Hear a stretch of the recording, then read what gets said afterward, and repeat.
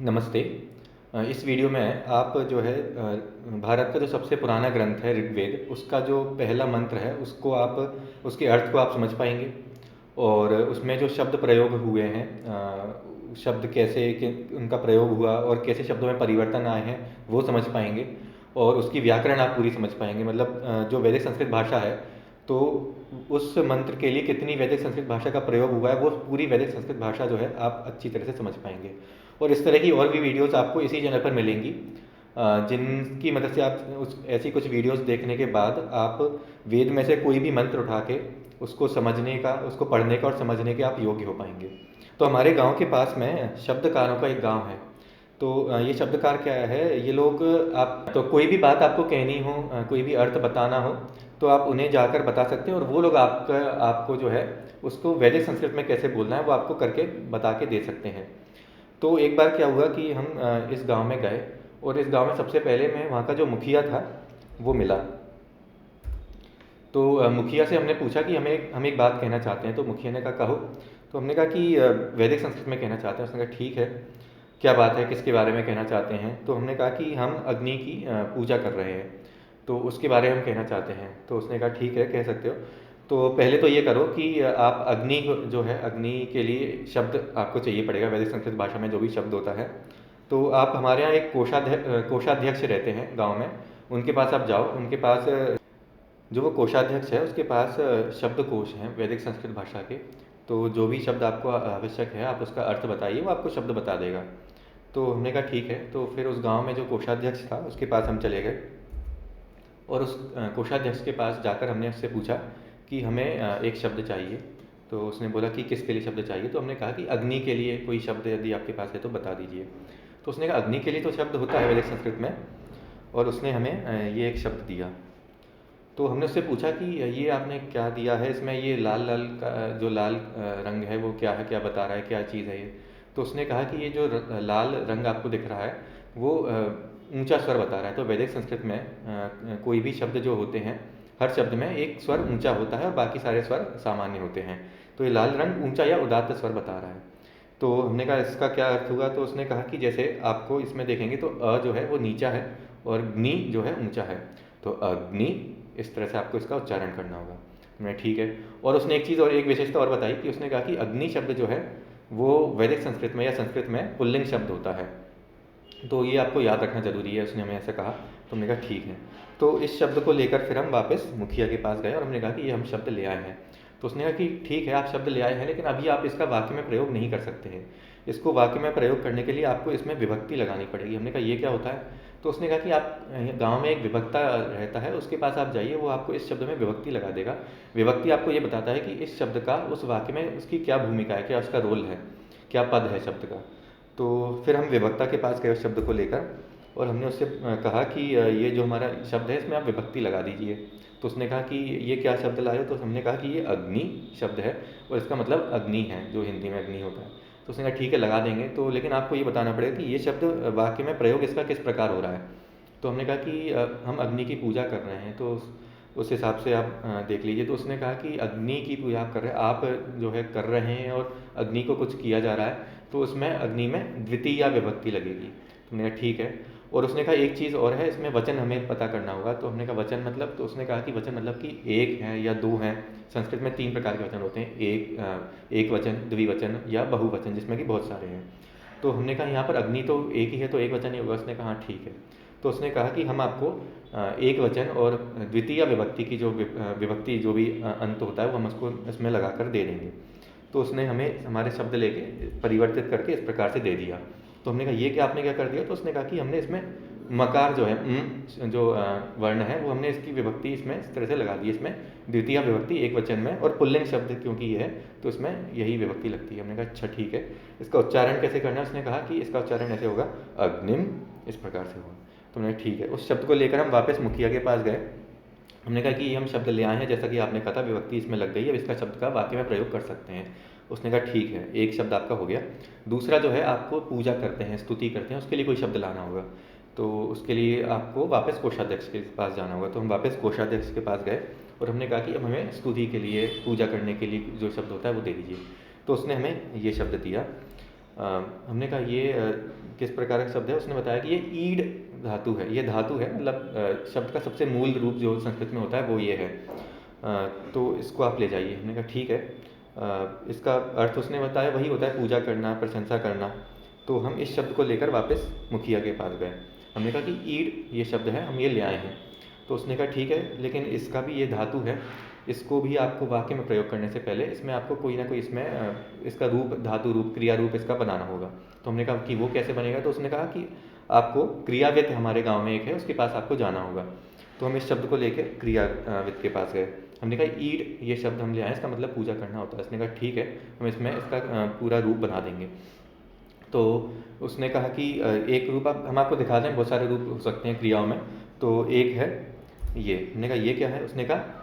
उसने कहा ईड में हमने जो है तई लगा दिया है। तो हमने कहा कि फिर ये क्या हो गया? तो उसने कहा तई लगाते हैं, ईड तई, आप तई एक इनको साथ में बोलेंगे तो आप नहीं बोल पाएंगे, तो ये शब्द अपने आप ईड तई इस तरह से बन जाता है। तो हमने कहा ठीक है, इसका अर्थ क्या हुआ? उसने कहा कि पूजा करता है। तो हमने कहा पूजा करता है, मतलब कौन पूजा करता है? उसने कहा कोई भी जिसके बारे में आप कहना चाहते हैं, कोई व्यक्ति दूसरा है वो पूजा करता है, तो उसमें ईट टई इस तरह से आप क्रिया प्रयोग कर सकते हैं। तो हमने कहा ठीक है, लेकिन पूजा तो हम खुद कर रहे हैं। तो उसने कहा अच्छा आप खुद कर रहे हैं, तो इसमें दूसरा रूप बनेगा। तो हमने कहा वो बता दीजिए। तो उसने बताया ये। तो हमने पूछा ये क्या है? उसने कहा ईड आई, इसमें हमने ईड में आई लगा दिया। हमने कहा ठीक है, अच्छी बात है। तो उसने ये बताया कि ये शब्द जो है एक वचन का है और उत्तम पुरुष का है। ये आप जब खुद क्रिया को आप कर रहे हैं तो उसके लिए इस प्रकार के शब्दों का प्रयोग करते हैं। मैंने कहा ठीक है, इस शब्द को हम वापस लेकर मुखिया के पास गए। हमने कहा ईड आई ये शब्द हम ले आए हैं, इसका मतलब होता है पूजा कर रहे हैं हम। तो उसने कहा ठीक है, ये आपका इतना तो हो गया, अग्निम ईड आई, लेकिन उसके बारे में आप इसके और कुछ आप कहना चाहते हैं क्या? तो हमने कहा कि मतलब, तो उसने कहा कि संस्कृत में ऐसा ये है कि आप एक ही वाक्य, मतलब आपका हो गया, उसके बाद भी आप और चीज़ें जोड़ सकते हैं और काफ़ी आसानी से जोड़ सकते हैं। तो यदि आप कुछ कहना चाहते हो अग्नि के बारे में या आप कैसे पूजा कर रहे हैं उसके बारे में, तो वो सब आप इसमें कह सकते हैं। तो हमने कहा कि कहना तो चाहते हैं। तो उसने कहा क्या कहना चाहते हैं? तो हमने कहा कि हम उस अग्नि की पूजा कर रहे हैं जो हमारे सामने रखा हुआ है। तो उसने कहा ठीक है, आपको सामने रखा, इन दोनों के लिए शब्द बनाने पड़ेंगे। तो सामने के लिए एक शब्द चाहिए होगा और रखना जो है क्रिया है उसके लिए आपको एक शब्द चाहिए होगा। तो फिर हम वापस कोषाध्यक्ष के पास गए और उससे हमने कहा कि सामने के लिए एक हमें शब्द दो, सामने आगे कुछ भी इस तरह से। तो उसने हमें ये शब्द दिया। उसने बताया ये है पुरस, इसका मतलब होता है सामने, आगे। तो हमने कहा ठीक है, और रखना के लिए भी एक हमें शब्द चाहिए। तो उसने हमें ये शब्द दिया, धा, इसका मतलब होता है रखना। तो इन दोनों शब्दों को लेकर हम वापस मुखिया के पास गए। हमने कहा कि देखो सामने के लिए और धा रखने के लिए हम दो शब्द ले आए हैं, पुरस और धा। तो उसने कहा कि इन शब्दों का आपको वाक्य में प्रयोग करना है। तो पहले आप क्या कीजिए, धा जो शब्द है, तो आप अग्नि के बारे में कहना चाह रहे हैं, अब एक क्रिया तो वाक्य में हो ही गई है, तो आप दूसरे कोई भी जो होंगे इसी वाक्य में यदि आपको बोलना है तो वो क्रिया रूप नहीं बनेंगे। उसमें आपको ऐसे बताना पड़ेगा कि सामने रखा हुआ है, तो अग्नि जो है वो रखा हुआ है, तो रखे हुए के लिए आपको शब्द बनाना पड़ेगा। तो आप एक काम कीजिए, जो धातु जो शब्द है आपका, उसको आप लेकर के कृत्वा के पास चले जाइए, वो आपको इसका एक शब्द बना देगा कि रखा हुआ मतलब का। हमने कहा अच्छा ठीक है, यही हम कहना चाहते हैं कि रखा जब हुआ है सामने। तो धा शब्द को लेकर हम कृत्वा के पास गए। हमने कहा कि हमें इससे एक शब्द बनाना है जिसका मतलब, तो उसने कहा कि पहले तो उसने पूछा कि धा का क्या मतलब है। हमने कहा धा का मतलब रखना होता है। तो उसने पूछा और आपको क्या चाहिए? हमने कहा कि हमें एक ऐसा शब्द बनाना है जिसका मतलब है रखा हुआ। तो उसने कहा कि बना देंगे, और उसने धा को लेकर ये हमारे लिए शब्द बना दिया, ये है हित। तो उसने बताया इसका मतलब है रखा हुआ। तो हमने पूछा कि ये धा का हित कैसे हो गया? तो उसने कहा कि ऐसा हो जाता है, पुराने समय में जब हमारे बुजुर्ग लोग बोलते हैं वो धित इस तरह से ही बोलते हैं, लेकिन हम लोग थोड़े नई पीढ़ी के हैं, तो हम लोग हित इस प्रकार से बोलते हैं। हमने कहा ठीक है, और इस शब्द की क्या विशेषता है, क्या है, कैसे इसका प्रयोग कर सकते हैं? तो उसने कहा कि ये शब्द जो है पुल्लिंग शब्द है या नपुंसकलिंग में भी आप इसका उपयोग कर सकते हैं। हमने कहा कि हमें पुल्लिंग के लिए चाहिए। तो उसने कहा कि हाँ, पुल्लिंग में ये शब्द चल जाएगा। तो इस शब्द को लेकर हम वापस मुखिया के पास गए कि हम देखिए हित ये शब्द ले आए हैं, इसका मतलब होता है रखा हुआ। तो उसने कहा ठीक है, अब आपके पास दो ऑप्शन है, या तो आप ये कर सकते हैं कि इन दोनों को ऐसे ही रहने दे सकते हैं कि पुरस और हित दोनों अलग अलग शब्द रहेंगे, या आप दोनों को एक साथ भी कर सकते हैं। तो कई बार क्या होता है कि बात जब हम लोग कहते हैं तो शब्दों को मिला देते हैं। तो हमने कहा कि ठीक है मिला सकते हैं, पर इसके लिए क्या करना होगा। उसने कहा कि इसके लिए आप समस्ता के पास जाएंगे। हमने कहा समस्ता कौन है। तो उसने कहा कि जो समस्ता जो है वो समास करके शब्दों को मिलाकर देता है आपको। तो हमने कहा ठीक है, तो इन दोनों शब्दों को लेकर हम समस्ता के पास चले गए। हमने कहा कि इन दोनों शब्दों का हमें समास करना चाहते हैं, इन दोनों को मिलाना चाहते हैं, तो उसमें क्या क्या करना होगा। तो उसने कोई बड़ी चीज़ नहीं है, इन दोनों का आप सीधे सीधे मिला सकते हैं, एक के बाद एक ऐसे रख के मिला सकते हैं और कोई ज़्यादा परिवर्तन नहीं आएगा। तो उसने कहा लेकिन एक चीज़ है। सबसे पहले उसने क्या किया कि हमारा जो हित शब्द था उसको, उसमें से जो स्वर था, जो लाल आप देख रहे थे लाल वर्ण था, वो स्वर उसने हटा दिया। हमने कहा ये क्या किया आपने। तो उसने कहा कि देखिए शब्द में आपने पहले भी सुना होगा कि एक जो है एक ही ऊंचा स्वर होता है, बाकी सारे सामान्य होते हैं। तो जब आप समास कर देते हैं तो वो एक शब्द बन जाता है, तो आपको केवल एक रखना है। उसमें पुरस का जोर ज़्यादा है, तो इसलिए इसमें पुरस में जो है उदात्त रहा और बाकी आपका हित जो है सामान्य स्वर का हो गया। हमने कहा ठीक है, अब क्या करना होगा। उसने कहा कि आपको इन दोनों शब्दों को अब जो है संधि के लिए संधि करवानी होगी। हमने कहा संधि क्या। उसने कहा कि जब आप दोनों शब्दों को एक साथ बोलते हैं, जब आप मिला रहे हैं उनको, तो एक साथ जब आप बोलेंगे तो थोड़ा तो बहुत उसमें अंतर आता है भाषा में। तो उसके लिए आपको संधाता के पास जाना होगा, वो आपको संधि करके इनका क्या रूप होगा वो देगा। तो उन दोनों शब्दों को लेकर हम संधाता के पास गए। हमने कहा कि हमें इनकी संधि करनी है, ऐसा बोला है, इन दोनों को मिलाना है। तो उसने कहा ठीक है मिला देंगे। तो उसने कहा कि देखिए आपका पहला जो शब्द है वो अस में अंत हो रहा है उसका, और दूसरा शब्द ह में चालू हो रहा है। तो इस तरह की जब संयोग बनता है तब जो अस है उसका औ हो जाता है। तो उसने हमें संधि करके दोनों को मिलाकर ये शब्द दिया, पुरौ हित। तो हमने कहा अच्छा ठीक है। तो इस शब्द को लेकर हम वापस मुखिया के पास गए कि देखिए हम समास और संधि कराकर ये शब्द आपके पास ले आए हैं, अब इसका हमें प्रयोग करना है वाक्य में। उसने कहा कि अभी देखिए ये शब्द तो आपका ठीक है, लेकिन इसमें विभक्ति लगेगी, जैसा आपको पता होगा। हमने ठीक है, तो हमें पता था विभक्ता के पास हम पहले भी गए थे। हम वापस चले गए। हमने कहा पुरौ हित ये शब्द है, इसमें विभक्ति लगानी है। उसने कहा कि ये क्या है। हमने इसका मतलब है सामने रखा हुआ, पुरौ हित। तो उसने कहा ठीक है विभक्ति लगा देंगे। उसने पूछा लेकिन इस शब्द का क्या पद है, क्या इसकी भूमिका है। तो हमने कहा ये शब्द आप अग्नि के लिए प्रयोग कर रहे हैं हम, तो इस तरह से है। तो विभक्ता ने कहा कि तो फिर इसमें वही विभक्ति लगेगी जो अग्नि के लिए प्रयोग आपने की थी। तो हमने कहा कि अग्नि के लिए तो द्वितीय की थी, आपसे ही तो करवाई थी। उसने कहा हाँ हाँ ठीक है मुझे याद है, तो द्वितीय विभक्ति ही लगेगी और वचन भी वही रहेगा जो अग्नि का वचन था। तो एक वचन अग्नि का था तो इसमें भी एक वचन रहेगा और द्वितीय विभक्ति लगेगी। तो इसमें भी इस तरह से मकार जो है इसके अंत में लग जाएगा। तो उसने हमें पुरौ हित लेके पुरौ हितम इस तरह से ये शब्द दे दिया, और इसको लेकर वापस हम मुखिया के पास चले गए। फिर हमने कहा कि ठीक है ये हमारे 3 शब्द हो गए, अग्नि मीड आई पुरौ हितम। तो फिर उसने कहा कि मुखिया ने कहा कि और कुछ कहना चाहते हैं। हमने कहा कि हाँ कहना तो चाहते हैं यदि हो सके। तो उसने कहा बिल्कुल कह सकते हो, कोई दिक्कत नहीं है। तो हमने कहा कि हम अग्नि के बारे में ये भी बताना चाहते हैं कि वो जो जो हम ये यज्ञ जो कर रहे हैं उसके देव हैं। तो उसने कहा ठीक है दोनों के लिए आपको शब्द चाहिए पड़ेंगे, एक तो यज्ञ के लिए शब्द चाहिए पड़ेगा और देव के लिए शब्द चाहिए पड़ेगा। तो फिर वापस हम उसके लिए हमें पता था कि कोषाध्यक्ष के पास जाना है। तो वहाँ हम गए और हमने उससे पूछा कि यज्ञ के लिए क्या शब्द होता है वैदिक संस्कृत में। तो उसने हमें ये दिया। तो उसने उसका उच्चारण करके ही बताया यज्ञ, इस तरह का ये शब्द है। ये वैदिक संस्कृत में यज्ञ के लिए, जो आप हिंदी में आपको उसको यज्ञ बोलते हैं, वैदिक संस्कृत में उसको बोलना है आपको यज्ञ, इस तरह से। तो हमने कहा ठीक है। और दूसरा शब्द हमें चाहिए था देव के लिए। तो उसने हमें ये दिया और उसका भी उसने उच्चारण करके बताया दैव, इस प्रकार से। तो ये दोनों शब्द हमें मिल गए। उसने ये भी बताया कि ये दोनों पुल्लिंग शब्द हैं, यज्ञ भी पुल्लिंग शब्द है और दैव ये भी पुल्लिंग शब्द है। तो इन दोनों शब्दों को लेकर हम वापस मुखिया के पास गए कि हम देखिए ये दोनों शब्द ले आए, अब क्या करना है आगे।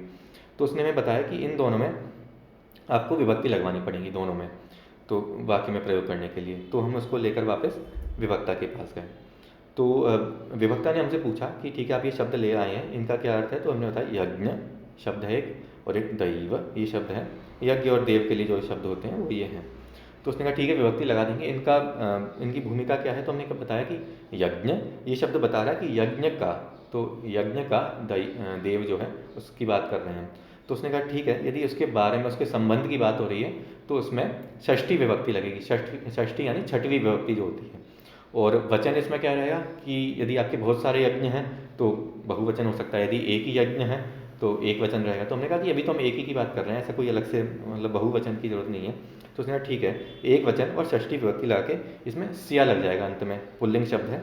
तो उसने हमें यज्ञस्य यज्ञस्य इस तरह का ये शब्द बना के दे दिया। फिर वो आया, उसने कहा कि अब दूसरा शब्द है दैव, इसमें क्या विभक्ति लगेगी। तो हमने कहा इसकी क्या मतलब, उसने पूछा इसकी क्या भूमिका है। तो हमने बताया कि हम अग्नि की बात कर रहे हैं अभी भी।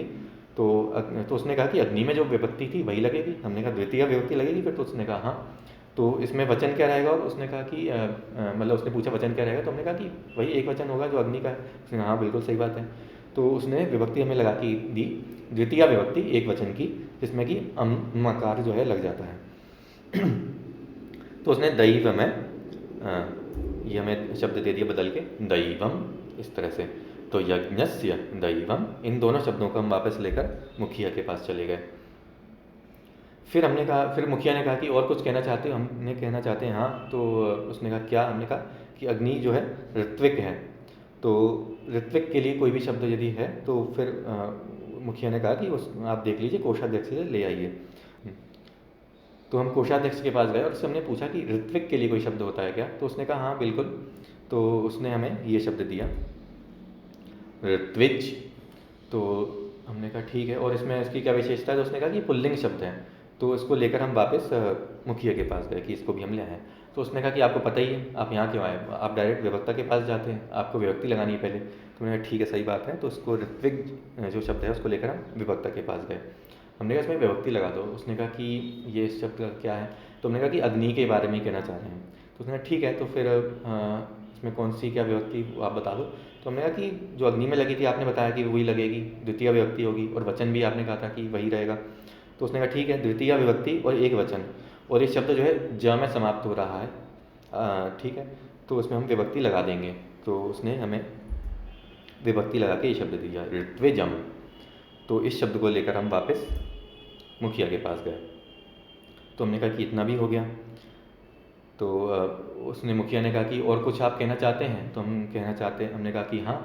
तो उसने बोला क्या। तो हमने कहा कि हम उस अग्नि की पूजा कर रहे हैं जो देवों को बुलाता है। तो देव शब्द हम जरूरी नहीं है कि प्रयोग करें, लेकिन बुलाने वाला जो है, इस तरह से हम ऐसा कहना चाहते हैं। तो उसने कहा ठीक है, तो बुलाने के लिए कौन सी धातु होती है वो आपको कोषाध्यक्ष से लाना पड़ेगा। तो हम कोषाध्यक्ष के पास गए। हमने कहा कि बुलाने के लिए क्या शब्द होता है। तो उसने कहा कि बुलाने के लिए हु ये शब्द होता है। मैंने ठीक है, ये उसने बताया कि ये धातु है।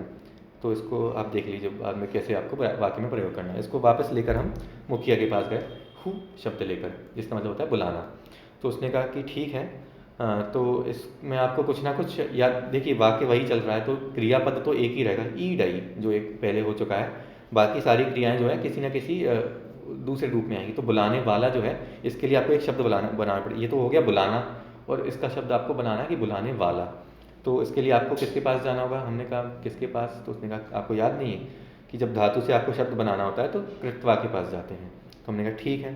तो हु को लेकर हम कृत्वा के पास गए और हमने कहा कि हम इसका शब्द बनाना चाहते हैं दूसरा। तो उसने कहा क्या है ये। हमने कहा हु मतलब होता है बुलाना। तो उसने कहा क्या शब्द बनाना चाहते हो। हमने कहा बुलाने वाला।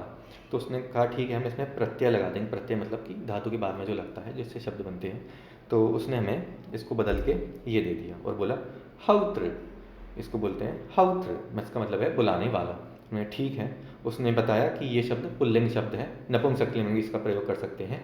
मैंने ठीक है। इस शब्द को लेकर हम वापस मुखिया के पास गए और हमने मुखिया से कहा कि देखिए हम ये शब्द ले आए हैं। तो उसने कहा कि आप ऐसे ही आ गए इसको लेकर। हमने कहा क्यों।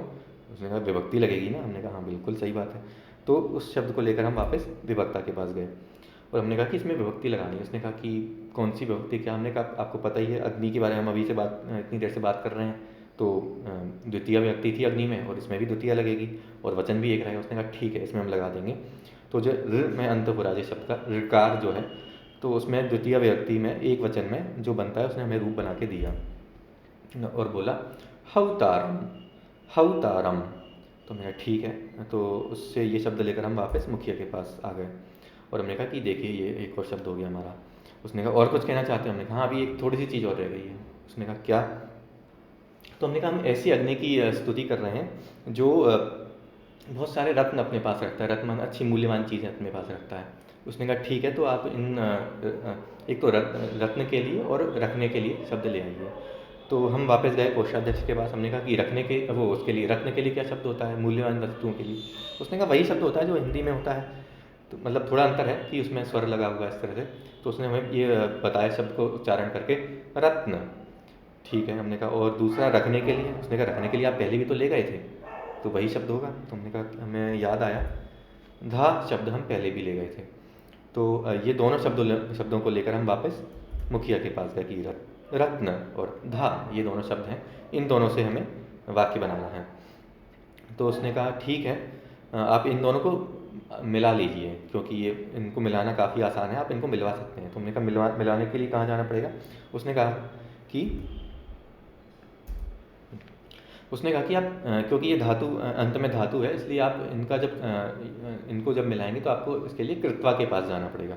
तो उन दोनों शब्दों को लेकर हम कृत्वा के पास गए और हमने कहा कि इन दोनों से हमें शब्द बनाना है जिसका मतलब होना चाहिए कि रत्न रखने वाला, इस तरह से कुछ होना चाहिए।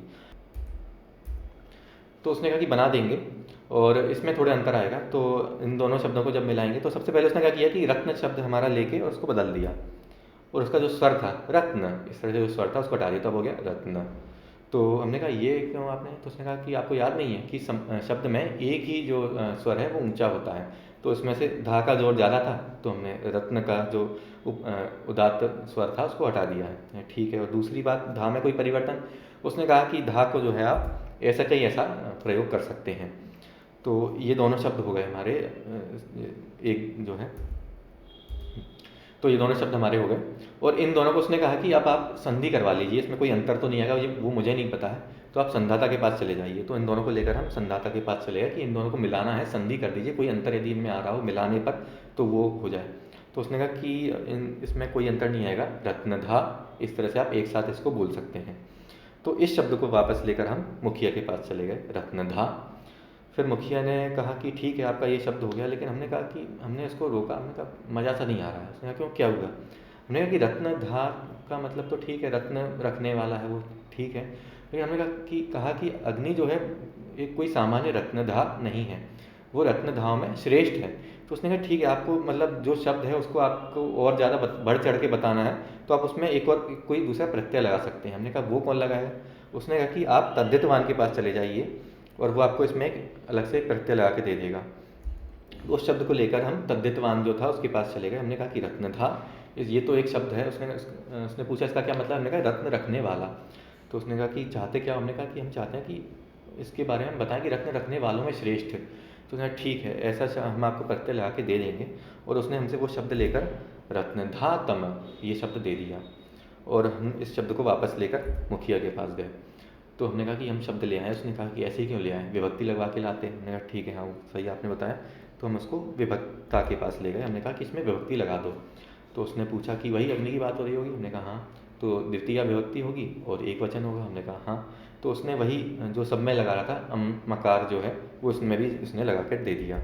तो रत्नधातमम ये शब्द उसने हमें दे दिया। इस शब्द को वापस लेकर हम मुखिया के पास चले गए।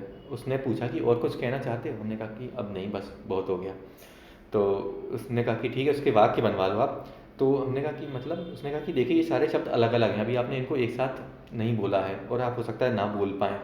तो पहले आप क्या कीजिए, इनको संधाता के पास ले जाइए और इनकी संधि करवा लीजिए। जब वाक्य में इन शब्दों को एक साथ बोलेंगे तो संधि होकर कुछ हो सकता है परिवर्तन आ जाए। तो हम इन सभी शब्दों को लेकर संधाता के पास चले गए और हमने कहा कि इनकी संधि करनी है। और उसने कहा कि ये तो बहुत बड़ा वाक्य हो गया, इसकी क्या आपको एक साथ संधि करनी है। हमने कहा नहीं, आप बीच में उसको तोड़ भी सकते हैं। तो हमने कहा कि ऋत्विजम तक जो है उसको आप एक वाक्य रख दी, मतलब एक साथ कर दीजिए। और हवतारम रत्नधातमम ये दोनों जो हैं इन दोनों का अलग अलग कर दीजिए। तो उसने कहा ठीक है। तो उसने कहा कि ठीक है, संधि करना आरंभ करते हैं। सबसे पहले जो हमारे दो शब्द हैं अग्निम और ईडई, तो इसमें उसने कहा कि जो ये पहला है माँ में समाप्त हो रहा है, दूसरा ई में चालू हो रहा है, तो माँ के बाद ई ऐसे ही आप बोल सकते हैं। तो उसमें हम कोई संधि नहीं करेंगे, दोनों को ऐसे ही रहने देंगे। तो उसने हमें उन दोनों को लेकर ये अलग तरीके से लिख के दे दिया। हमने कहा ये आपने क्या किया। उसने कहा कि हमने संधि मतलब कोई परिवर्तन नहीं किया, दोनों को एक साथ लिखा है। पहले जो माँ में समाप्त हो रहा था, माँ में आपने देखा होगा कि नीचे हल चिन्ह लगा हुआ था, उसका मतलब होता है कि माँ में कोई स्वर नहीं है। और उसके बाद ई था जो कि एक स्वर है। तो माँ में ई स्वर लगाने के लिए दूसरा तरीका लिखने का यह है कि माँ में आप ई की मात्रा लगा दीजिए। तो अग्निमीडई। और फिर हमने कहा दूसरी चीज़ आपने एक और करी है, हम देख पा रहे हैं। उसने कहा क्या? हमने कहा ये आपने जो लाल जो ई में जो उदात्त था वो आपने गायब कर दिया। तो उसने कहा कि वाक्य में जो क्रियापद हमारे होते हैं वो उनमें कई बार जो है उनके स्वर जो है गायब हो जाता है, उनका स्वर सामान्य हो जाता है, उदात्त नहीं रहता है, अनुदात्त हो जाते हैं। तो हमने कहा कैसे, कहाँ कहाँ पर होते हैं? उसने कहा कि देखिए वाक्य प्रारंभ में यदि क्रिया आ रही हो तो उसमें नहीं करते हैं, या फिर जिस क्रिया पर जोर देना हो उसमें नहीं करते हैं, लेकिन बाकी सारी क्रियाएं को अनुदात्त कर देते हैं। हमने कहा अच्छा ठीक है। फिर उसने कहा कि आगे बढ़ते हैं। अब जो है हम अग्निमीडई जो अई में समाप्त हो रहा है और पुरौहितम जो प से प्रारंभ जिसका हो रहा है, उन दोनों में संधि करनी है। तो उसने कहा कि इसमें भी कोई फर्क नहीं पड़ेगा, अई के बाद प आप बोल सकते हैं और उसमें कोई संधि नहीं है। तो उसने ऐसे ही उनको मिलाकर बस लिख दिया, जो अलग अलग लिखे थे उनको पास में लिख दिया, पर कोई अंतर नहीं आया। फिर उसने कहा कि अब जो है मकार है, म में समाप्त हो रहा है और उसके बाद य आ रहा है। तो उसने कहा कि यहाँ पर संधि होगी। हमने कहा क्या संधि होगी? उसने कहा कि म का अनुस्वार बन जाएगा। अनुस्वार क्या होता है? उसने कहा कि हम आपको बोल के बताएंगे, आप समझ जाएंगे कि अनुस्वार क्या होता है। लिखते इसको बिंदी की तरह है। तो उसने उन दोनों को लिया भागों को और ऐसे मिला दिया, तो म की जगह बिंदी लग गई थी। तो उसने हमने पूछा इसका उच्चारण कैसे होगा? तो उसने पूरा उच्चारण करके हमें बताया, अग्निमीडई पुरौहितं यज्ञस्य। अच्छा ठीक है, अग्निमीडई पुरौहितं यज्ञस्य। इस प्रकार से उसने हमें उच्चारण करके उसका बता दिया। मैं ठीक है, अच्छी बात है, आपने हमें बता भी दिया कि उच्चारण कैसे करते हैं। फिर उसने कहा कि आगे बढ़ते हैं। उसके बाद सिया जो है अ में समाप्त हो रहा है। तो हमने अ में हो रहा है? उसने कहा हाँ, किसी भी जैसे आप जो आपका लिखा हुआ होता है, यदि या लिखा है तो उसके अंत में देवनागरी जो लिपि होती है उसके अंत में आप मानते हैं कि वर्ण यदि बिना किसी चिन्ह के लिखा हुआ तो उसमें अकार जो स्वर है वो होगा। यदि नीचे हल लगा हुआ है तो कोई स्वर नहीं है, जैसे माँ में आपने देखा था, और कोई मात्रा है तो वो स्वर होगा। तो उसमें अ है और अ के बाद फिर द आ रहा है। तो उसने कहा कि इसमें कोई संधि नहीं होगी, आप इसको वैसे की वैसा लिख सकते हैं। तो उसने हमें ऐसे करके दे दिया। फिर जो है उसने कहा कि अब जो है म में जो पिछला भाग है वो म में समाप्त हो रहा है और अगला भाग र में चालू हो रहा है। तो उसने कहा कि म एक व्यंजन है सामान्य सा और र एक स्वर है, तो इनमें भी कोई संधि नहीं होगी। तो उसने हमें दूसरी इसको ऐसे लिख के दे दिया। हमने कहा ये क्या हुआ? उसने कहा देखिए म में समाप्त हो रहा था, म अकेला व्यंजन था, इसमें कोई स्वर नहीं था, और उसमें जब र स्वर लग गया तो म में र की मात्रा नीचे से लगा दी है। तुमने कहा अच्छा ठीक है, तो मतलब आपने उसी को अलग तरह से लिख दिया है। ठीक है। फिर उसने कहा कि देखिए ये तो आपका पहला जो आपने एक भाग अलग करने के लिए आपने बोला था, दूसरा अलग करने के लिए होता, तो पहला आपका ये हो गया, इसके आगे से संधि इसमें कोई नहीं होगी, आपका पूरा एक भाग हो गया। फिर दूसरे भाग पर आते हैं। तो दूसरे भाग में दो ही शब्द बचे थे, उसमें था हवतारम और दूसरा शब्द था रत्नधातमम। तो हमने पूछा इसमें क्या संधि होगी? उसने कहा कि देख लीजिए आप, इसमें म में समाप्त हो रहा है और रा में चालू हो रहा है। तो म यदि रा के पहले आता है तो उसका अनुस्वार हो जाता है। तो जैसे पहले अनुस्वार किया था उसने हमें वैसे ही अनुस्वार करके दिया। इसका उच्चारण हमने कहा, उसने कहा कि उच्चारण होगा हवतारं रत्नधातमम, हवतारं रत्नधातमम। हमने कहा ठीक है, धन्यवाद। फिर इन दोनों भागों को, जो वाक्य के जो दो भाग हमने किए थे, उन दोनों को लेकर हम मुखिया के पास गए। हमने कहा कि ठीक है, कि देखिए ये हो गया, आपके लिए आपका बहुत बहुत धन्यवाद। उसने कहा कि हो तो गया है, लेकिन अभी आप चाहें तो इसको अलग तरह से लिखने के लिए लिख सकते हैं। हमने कहा लिख सकते हैं अलग तरह से मतलब? उसने कहा कि देखिए अभी आपके स्वर हैं वो हमने लाल रंग से दिखा के रखे हैं, लेकिन पुराने ग्रंथों में आप देखेंगे स्वरों को ऐसे कोई अलग से अलग रंग से, ऐसा नहीं है कि उसी अक्षर को उस पर रंग कर दिया तो स्वर बता दे दिया। हमने कहा तो और कैसे लिखते हैं? उसने कहा लिखने के लिए आप लेखक के पास जाइए, वो आपको बताया कि इसमें स्वरों को सही तरह से कैसे लिखेंगे। तो हम इन दोनों को लेकर लेखक के पास गए। हमने कहा कि इसमें हमें स्वर के चिन्ह जो जैसे पुराने ग्रंथों में होते हैं वैसे लगाने हैं। उसने कहा लगा देंगे। तो आप खुद ही लगाओगे? हमने कहा मतलब? उसने कहा कि हम आपको बताते हैं क्या क्या करना है, आप लगाते जाओ ना। तो मैंने ठीक है। तो उसने कहा कि सबसे पहले आप देखो कि पहला उदात्त ऊंचा स्वर लाल जो वर्ण से लिखा हुआ है वो कौन सा है? हमने कहा अग्नि। उसने कहा उसके पहले जितने भी नॉर्मल सामान्य स्वर हैं उनमें आप नीचे से एक डंडी खींच दीजिए, रेखा खींच दीजिए। मैंने ठीक है। तो हमने कहा एक ही है अ, तो उसमें हमने एक नीचे से रेखा खींच दी। फिर उसने कहा कि अब आप ये देखिए कि उदात्त के बाद सामान्य जितने भी उदात्त हैं वो उनको छोड़ दीजिए, फिर सामान्य स्वर यदि कोई है तो उसमें आप, और उसके बाद उदात्त फिर से नहीं है डायरेक्टली, तो उसमें आप ऊपर से एक रेखा खींच सकते हैं। उसका मतलब होता है स्वरित, और स्वरित मतलब गिरता हुआ स्वर होता है। जब आप बोलते हैं मतलब आप भाषा जब बोल रहे होते हैं तो आप जब ऊंचा स्वर ले जाते हैं तो उसके बाद आप नीचे आते हैं तो वो धीरे धीरे नीचे आता है, एकदम तुरंत से आप नहीं कर पाते हैं। तो इसलिए स्वरित से चिन्ह का प्रयोग किया जाता है, जो कि सीधी खड़ी रेखा होती है। तो उसने कहा कि उसके बाद उदात्त के बाद जो भी स्वर है, यदि वो अनुदात्त है, उसके बाद फिर से कोई उदात्त नहीं, तो उस पर आप ऐसी रेखा खींच दीजिए। तो हमने मी के ऊपर एक ऊपर से रेखा खींच दी। फिर उसने कहा कि आप अब ये देखिए कि अगला उदात्त कौन सा है, उसके पहले जो भी अनुदात्त आएगा, जो नीचा काला स्वर होगा, जो लाल के पहले काला होगा, उसमें आप नीचे से रेखा खींच दीजिए। तो हमने देखा कि इसमें रऊ जो स्वर था उसके पहले पू जो स्वर था वो नीचा अनुदात्त था, उसमें हमने नीचे से रेखा खींच दी। फिर उसने कहा कि उसके बाद उदात्त है, फिर से आपको वही करना है, जैसा हमने आपको बताते गए वैसा आप करते जाना है। तो हमने कहा कि रऊ जो उदात्त है उसके बाद ही फिर से अनुदात्त है, उसने कहा कि ठीक है उस पर आप खड़ी रेखा खींच दीजिए। तो ही पर हमने खड़ी रेखा खींच दी। फिर हमने खुद ही देख लिया, हमने कहा कि हम अब कर लेंगे, अब जब कोई डाउट आएगा तो हम इससे पूछ लेंगे। तो फिर हमने देखा ज्ञ जो है वो उदात्त है, लाल है, उससे पहले य था, तो उस पर हमने नीचे से रेखा खींच दी। फिर ज्ञ के बाद स्या था, उस पर हमने ऊपर से रेखा खींच दी। फिर व के पहले दई था, दई पे हमने नीचे से रेखा खींच दी। फिर उसके बाद हमने देखा व जो कि उदात्त था, उसके बाद मृ है, मृ जो कि अनुदात्त है, काला है।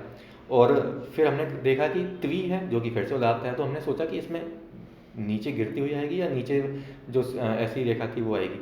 तो हमने उससे पूछा कि इसमें क्या होगा, तो उसने कहा कि इसमें आप दो उदात्त स्वर के बीच में यदि कोई अनुदात्त है तो उसमें आप नीचे से ही रेखा खींचेंगे। हमने कहा ठीक है, तो मृ में हमने नीचे से रेखा खींच दी। और फिर हमने अपने आप ही देख के त्वी के बाद ज था जो कि अनुदात्त था, उस पर हमने ऊपर से सीधी रेखा खींच दी।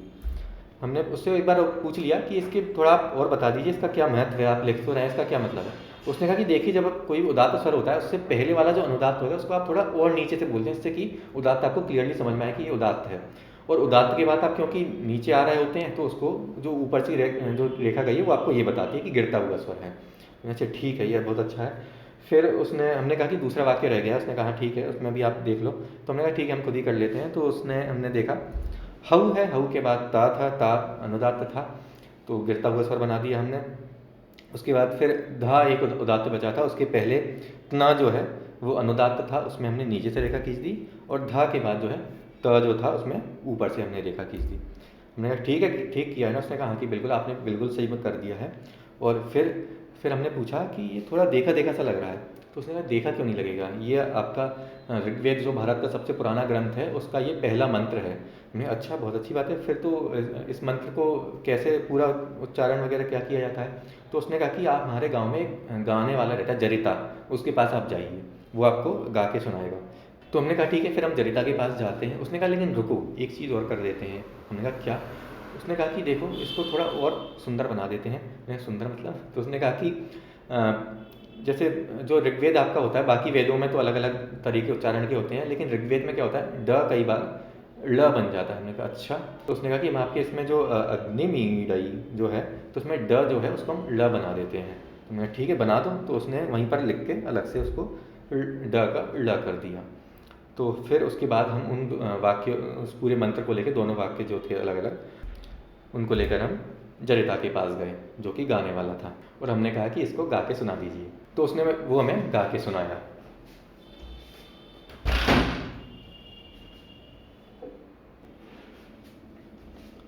तो फिर उसने वो हमें गा के सुनाया, और किस तरह से गा के सुनाया वो हम आपको भी बता देते हैं।